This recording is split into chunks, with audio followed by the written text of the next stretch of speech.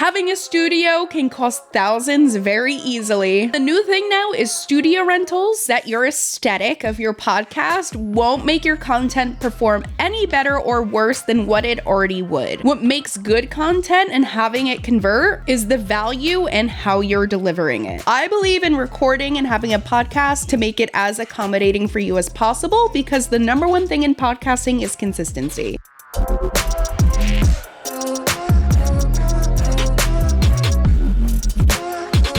Hello and welcome to another episode. In this episode, we're going to go over whether you should have a remote podcast recording or an in-studio in-person recording. I'm going to go over the pros and cons of both. I have worked in both.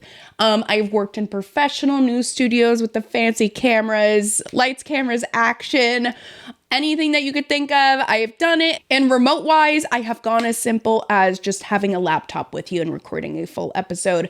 So I'm going to go over the pros and cons of both to help you decide what will work best for you and your podcast. So deciding for your podcast, the top thing that I say will decipher whether you should go remote, just like I am, or in person, is that whether you are going to have guests on your podcast or not. And it's okay if you don't know the answer yet. We'll get into that at the end. But I will say this, after all my experience, I will say a remote podcast is going to open up so many other doors and opportunities for guesting for you. You can seamlessly have any guest on your show with a remote recording, whether they're in Asia, Europe, United States, 10 minutes down the road, or 10 states away, does not matter. You can have any guest on your show at any moment, and it is a seamless thing to manage. Now, if you have an in-studio podcast, you are kind of limited who you can have on.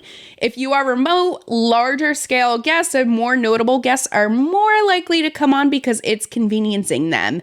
You know, this higher level guest might not want to come to your podcast because they then now have to travel and accommodate you more so. And not even that, by having it in studio, you need to buy double the equipment now. You have to accommodate transportation, and then now you are limited to whoever is like kind of willing to travel. By having a remote option, guests are more willing to come on for an episode, and you are more likely to get higher level guests because you are making it so easy for them and not creating any roadblocks for them. Because at the end of the day, they are accommodating you by coming on to your show. So you should make it as easy and seamless as possible for them. A great platform for this that I recommend to everyone on every single one of my episodes is Riverside FM. I am not sponsored. I just have been using them for years. It's a super user-friendly platform, so I highly recommend it, and I am actually using it right now. A huge pro of having a remote podcast is the cost. Having a studio can cost thousands very easily, and the new thing now is studio rentals, and that definitely adds up over time, and you have to book out a time slot. So you can only work within those times. You can't necessarily leave and come back an hour later. A pro to having it in studio is that you get that in studio look to it. However, my rule of thumb is that your aesthetic of your podcast won't make your content perform any better or worse than what it already would. What makes good content and having it convert is the value and how you're delivering it, not whether you have a cool background or a super fancy mic. When you have a remote podcast, you can make it as fancy or as cheap as you want. To me, my setup is pretty cheap. I just have this couch. My mic is on the more expensive side, and I am just using an extra iPhone as my camera. And as my second camera, I am using my laptop for a second different angle. I'm also using this as backup audio in case my mic decides to stop working, so I don't have to completely trash a whole episode. That is how I get my two different camera angles. In order to decide the best route for you is to really decipher your goals of your podcast. The best option,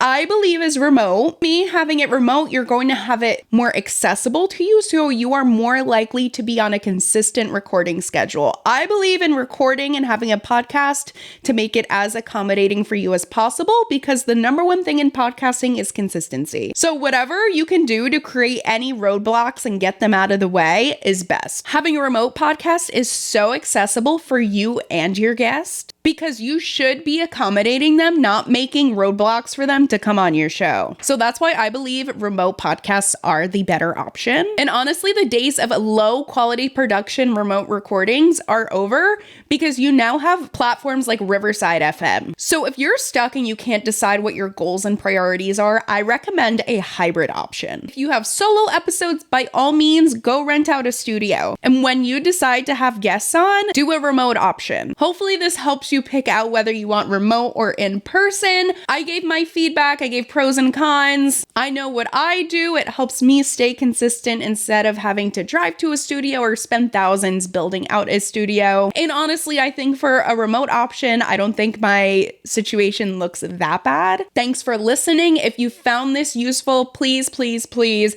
subscribe to my channel right now because it lets me know what I'm saying is actually useful and I'm not just talking to thin air to my dog because my dog is not going to start a podcast. You are. So if you want more helpful tips, tricks, hacks, all the good stuff about the podcasting world, I have worked with the largest podcasts out there as well as startups. So please follow my channel. I come out with new episodes every single Thursday, so be sure to subscribe. Thanks for listening, and I will see you in the next episode.